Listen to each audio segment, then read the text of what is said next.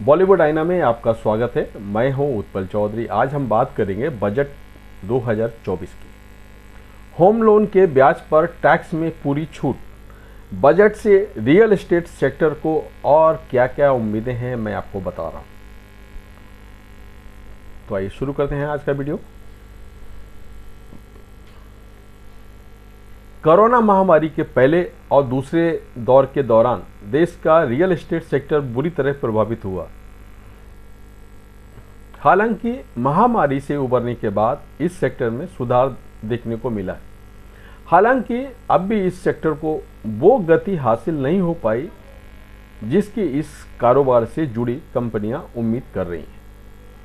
Real estate कारोबार से जुड़ी कंपनियों का मानना है कि ये सेक्टर एक बार फिर तेज रफ्तार हासिल कर सकता है अगर आगामी बजट में वित्त मंत्री इस सेक्टर को सहारा देने के लिए कुछ घोषणाएं करें।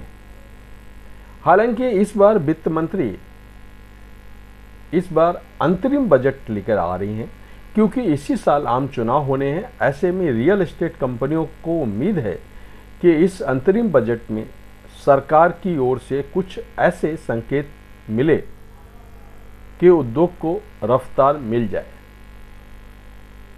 बाजार से जुड़े जानकारों की उम्मीद है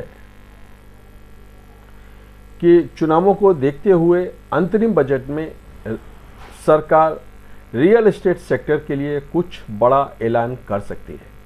कुछ संभावित ऐलान चुनाव के बाद पूर्ण बजट के दौरान भी किए जा सकते हैं। रियल एस्टेट कंपनियों को उम्मीद है कि आगामी बजट में सरकार उनके लिए कर्ज की उपलब्धता सुनिश्चित करने के लिए कदम उठा सकती है। अगर ऐसा होता है तो अटकी पड़ी हाउसिंग परियोजनाओं को पूरा करने में गति मिलेगी। रियल एस्टेट सेक्टर घर खरीदने वाले के लिए वित्त मंत्री की ओर से इंसेंटिव का प्लान करने की भी उम्मीद कर रही है। बता दें कि वित्त मंत्री निर्मला सीतारमण 1 फरवरी 2024 को अंतरिम बजट पेश करेंगी। रियल एस्टेट सेक्टर के जानकारों का मानना है कि बीते कुछ समय में महंगाई में बेतहाशा इजाफा हुआ है। दूसरी ओर होम लोन पर ब्याज दर में भी बढ़ोतरी हुई है।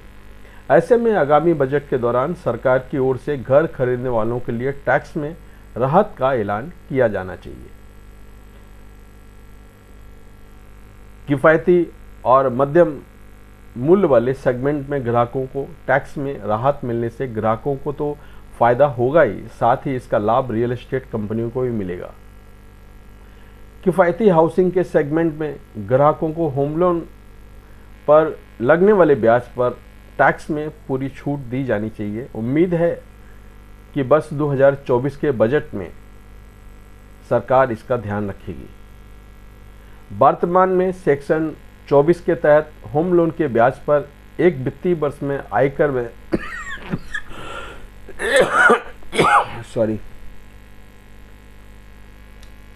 वर्तमान में सेक्शन 24 के तहत होम लोन के ब्याज पर एक वित्तीय वर्ष में आयकर में अधिकतम 2 लाख रुपए तक की छूट का ही प्रावधान है।